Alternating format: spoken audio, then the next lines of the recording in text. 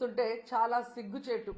ఎందుకంటే మా నియోజకవర్గంలో కూడా ఒక చిన్న పాపని రేప్ చేసి చంపేసి పూడ్ చేస్తే దాన్ని మాయ చేయాలని ఎస్పీని అందరినీ ఇక్కడికి పంపించడం జరిగింది.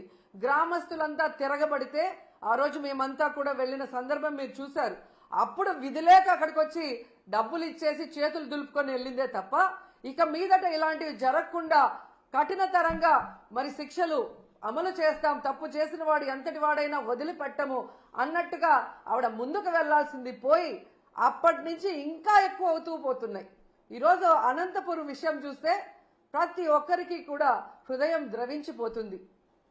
ఒక ఇంటర్ చదువుతున్న తన్మయ్య అనే గిరిజన అమ్మాయి 6 రోజుల ముందర కనిపించకుండా పోయిందని వాళ్ళ తల్లిదండ్రులు కంప్లైంట్ ఇస్తే కంప్లైంట్ ఇవ్వడానికి పోలీస్ స్టేషన్కి వచ్చిన వాళ్ళని ఎంత అవమానంగా వాళ్ళు బిహేవ్ చేశారు. ఆ కేసును ఎందుకు పట్టించుకోకుండా అలా పడేయటం వల్లే 6 రోజుల తర్వాత ఆ అమ్మాయి శవమై దొరికింది.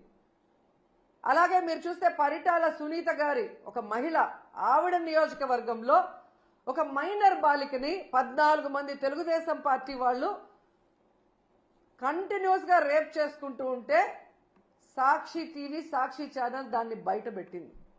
వాళ్ళని అరెస్ట్ చేయకుండా ఈరోజు ఆ కుటుంబం మొత్తం ఆ ఊరు వదిలేసి వెళ్లే పరిస్థితి ఏర్పడింది. ఆడపిల్ల ప్రాణాలు తీయటం, మానాలు తీయటం వీళ్ళకి సహజం అయిపోయింది. దానికి హోంమంత్రి గారు అండగా నిలబడటం అనేది సిగ్గుచేటు.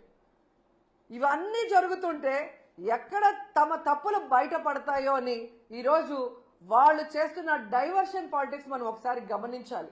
ఎందుకంటే ఇదే పవన్ కళ్యాణ్ గారు అధికారంలో రావటానికి ముందు మహిళలకి నేను అండగా ఉంటాను, మహిళలకి ఇబ్బందికరమైన ఏవి చేసినా ప్రభుత్వాన్ని నిలదీస్తాను, తప్పు చేసిన వారిని శిక్షిస్తానని మాట్లాడిన పవన్ కళ్యాణ్ గారు ఈ రాష్ట్రంలో ఎక్కడ మహిళలకు అన్యాయం జరిగినా ఈ రోజుటి వరకు నోరు తెరవలేదు.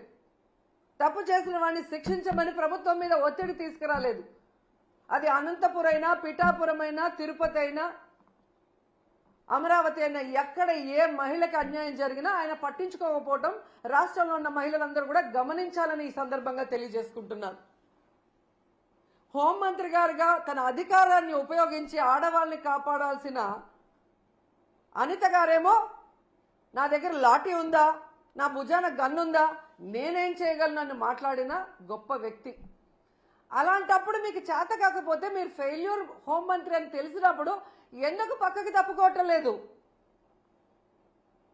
ఈరోజు డైవర్షన్ పాలిటిక్స్ లో రెడ్ బుక్ రాజ్యాంగం అంటూ పోలీసుల్ని కేవలం వైఎస్ఆర్ కాంగ్రెస్ పార్టీలో ఉన్న నాయకులకి, సింపథైజర్స్ కి తప్పుడు కేసులు పెట్టి వాళ్ళని అరెస్ట్ చేయించి వాళ్ళ జీవితాలు నాశనం చేయడానికి ఉపయోగిస్తున్నారు కదా. నిన్నైతే మరీ ఘోరమైన విషయం.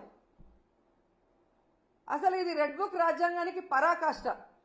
కొమ్మినేని శ్రీనివాసరావు గారు అంటే చేతులెత్తి నమస్కరిస్తారు. అంత గొప్ప జర్నలిస్ట్.